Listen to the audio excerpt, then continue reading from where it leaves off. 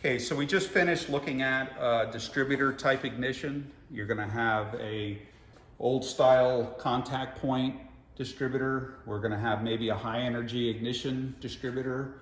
Just wanted to show you real quick. These are a couple distributor caps that have to be replaced. So there's some service involved with this ignition system. Here's another distributor cap. These parts wear out and you have to replace them. These two here are a little unique. These are also distributors. The difference with these is these mount right on the front of the camshaft and spin by way of the front of the camshaft. This is actually what they call the distributor cap here. Problem with this is the water pump on the front of the engine kind of covers this. So if you have to service the distributor of the cap, you have to take the whole water pump off the engine, and it takes a couple hours to do that. This would have wires coming out to each cylinder. This is off an 8-cylinder. As you can see, there's 8 terminals plus the coil wire here.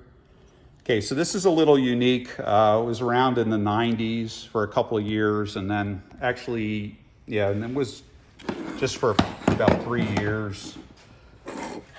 The next type of ignition system that kind of replaces a distributor type ignition is called distributorless ignition. So distributorless. These are some examples of this. Now, instead of having a distributor with a rotor that distributes the spark, now we're going to have multiple coils. Instead of having just one ignition coil like this one here we showed you with the old one, or inside the distributor cap on the high energy ignition, you'd have one coil inside here that distributes the spark to each of the 8 cylinders. We're going to have multiple coils. If you have a 4-cylinder engine, this would be an example of a coil pack. So the way this works is this is going to be our triggering device, this part right here, which is actually mounted into the side of the engine. It's a magnetic sensor with a coil of copper wire. And as the crankshaft spins on this design, it actually triggers with notches in the crankshaft wheel the signal. So every time a notch goes by on the crankshaft, it actually sends a signal out. This is wired to this coil pack on this terminal here, and it causes spark to come out of these 2 towers here simultaneously at the same time. So it sends voltage out to 1 and 4, cylinders 1 and 4 at the same time, and then it sends voltage out to, actually these are numbered wrong. So this would be 1 and 4, and this would be 2 and 3 on this one. This is the wrong coil. These are actually replaceable. You can buy just a coil, so that's not the right one on here. So you'd have 1 and 4 and 2 and 3 on this one. Now this uses what they call the waste spark method. One of the two, let's say 1 and 4, are both coming up at the same time and they're going to spark at the same time. The difference though is cylinder 1 is on the compression stroke and cylinder 4 is on the exhaust stroke. So number 1 uses the spark to fire the cylinder on the compression stroke. Number 4 fires the spark plug and it's not used. It's called the waste spark. It's not used. Crankshaft comes around again, 1 and 4 is going to fire again. Now 4 is on the compression stroke, 1 is on the exhaust stroke. Only 4 uses the spark. Number 1 is a wasted spark. They're doing that so they don't have to have a distributor cap and a rotor. So now you don't need a distributor, you don't need a cap, you don't need a rotor, you have just 2 coils for a 4-cylinder. If you have a 6-cylinder, this would be maybe what you'd see. Here's a 6-cylinder coil pack. You can see that we have multiple coils there. Again, you'd have like 1 and 4, 2 and 5, and then 3 and 6. Again, the waste spark method. 1 and 4 fire at the same time, 1 uses it, 4 doesn't. 1 and 4 fires again, 4 uses it, 1 doesn't. So that's how it works. Here's one off a Ford. This is different because if this goes bad, you have to replace the whole thing. It's all molded in one piece. That means if part of this goes bad, you have to buy the whole thing. On this one here, this is off of General Motors. If you need to buy just 1 coil, these are available for about $30. This thing is probably $250 for this whole thing.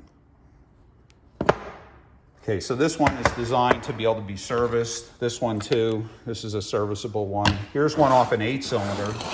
You can see what it looks like. So you got all these coils. You got 4 different coils. Again, fires these 2. And then 1 is used, 1 isn't used, called the waste spark. then it comes around and fires the other two again. And this one's on the compression stroke. This is one on the exhaust stroke, and it doesn't use the spark. Okay, so this is how that triggers. Here's the actual module. This is the module that's triggering it. What happens is the coils themselves are mounted on here.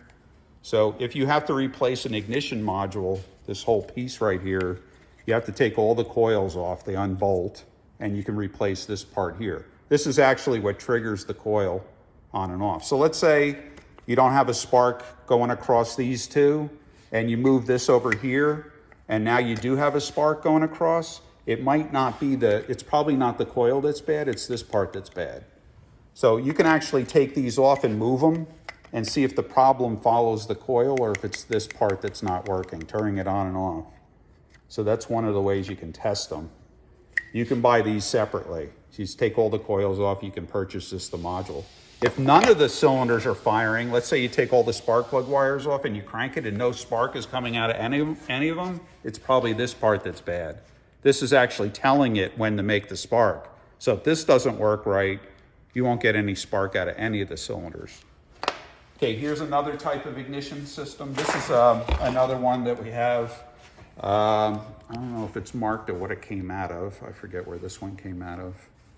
But this is also a distributorless ignition system for a 6-cylinder. You can see there's 6 boots here. This mounts right onto the spark plug, so there's no wires on this one.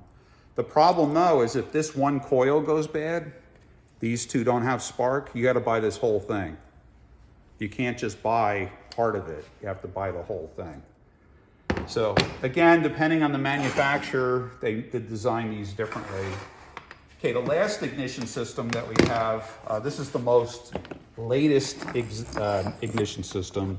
They call this either Coil Per Plug or Coil Near Plug Ignition. If you have this kind, you're gonna have one coil for every cylinder. Now what this does, this plugs directly onto the spark plug. So let me show you here. We'll grab a spark plug. You can see how that works. So this is screwed into your engine. Okay, so you're going to mount the spark plug in. When this is installed, the end of this just slips over the top of that. And when the ignition system fires, it's going to fire the spark right out the bottom here. So each cylinder is going to have its own ignition coil. So if you have an 8-cylinder engine, you're going to have 8 of these, one for each cylinder. So again, these can be replaced individually.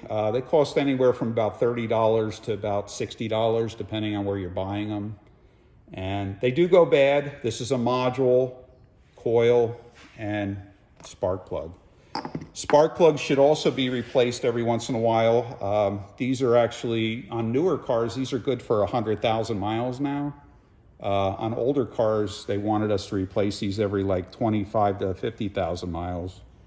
Every 5 years or so, every 3 to 5 years.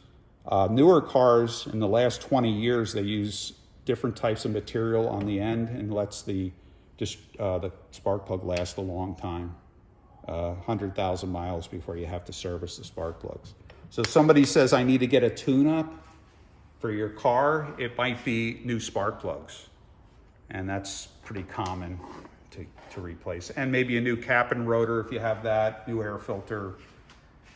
All right, so that's again an overview of some of our different ignition systems. Just wanted to show you a few.